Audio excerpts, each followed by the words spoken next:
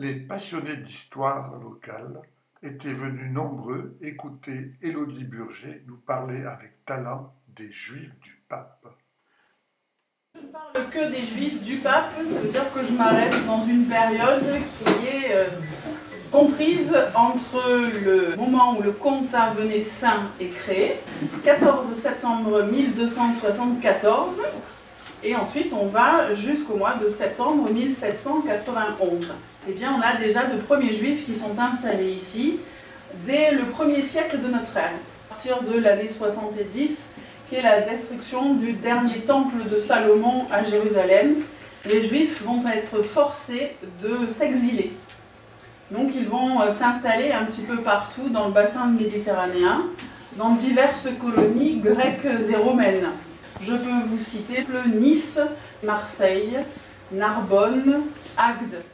Narbonne est la capitale de la provincia romana de la Narbonnaise, donc qui deviendra notre fameuse Provence. Avec la chute de l'Empire romain, on aura moins de nécessité d'avoir ces esclaves sur ces terres. Bien tout près de la cathédrale Saint-Siphin, vous avez l'arc romain qui date du 1er siècle de notre ère.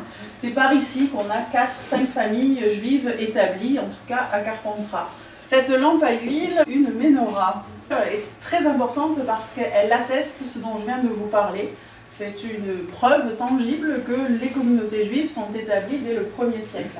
Et ce qui change la donne, c'est l'arrivée du pape Clément V qui viendra s'installer donc à Carpentras en 1309.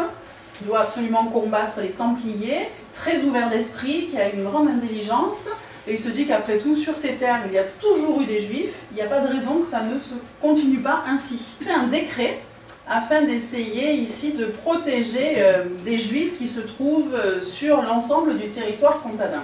Donc Clément V est ouvert d'esprit, il les accueille et aucune condition n'est mise en place à cette époque-là. Les Juifs sont regroupés, mais c'est une volonté de leur part d'être dans de petits quartiers parce que c'est une facilité de vie pour eux. Clément V était assez jeune, il ne s'attendait pas à ce qu'il meure. On fait un conclave, évidemment. Nos cardinaux réunis à Lyon, ils se disent on va choisir le plus vieux, comme ça il mourra vite, on aura le temps d'en choisir un autre. Jean XXII a régné 29 ans. En tout cas, son suivant, c'est Benoît XII, et lui se rend compte que finalement les Juifs sur le territoire apportaient beaucoup. Deux choses. La première chose, vous vous en doutez, c'est ce qu'on nous apprend régulièrement dans les ouvrages, c'est que les Juifs avaient possibilité de gérer tout ce qui était argent. Donc tous les prêts bancaires, ils avaient possibilité d'être usuriers. Donc ça c'était très important, c'était interdit aux catholiques, tous les métiers en rapport avec l'argent.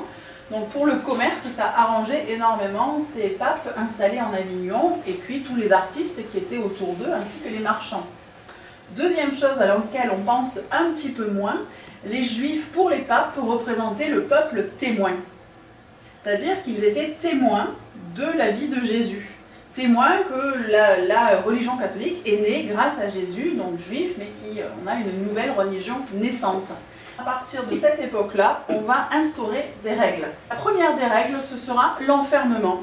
Je pense que vous avez tous en tête le terme de ghetto, qui est inventé pour la ville de Venise. Avant Venise, puisque Venise c'est le XVIe siècle, et l'enfermement, chez nous c'est dès le XIVe siècle. À partir de 1352, les Juifs sont forcés de vivre dans un quartier fermé. On ne parle pas du ghetto, mais on parle de la carrière.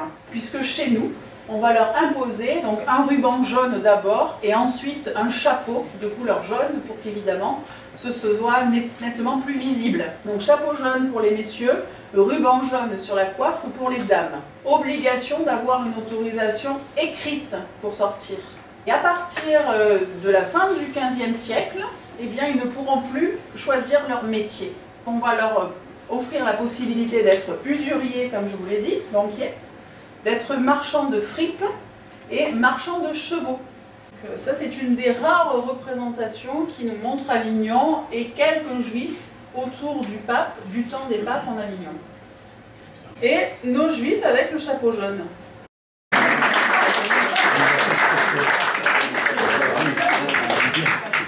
Merci. Oh, c'est gentil.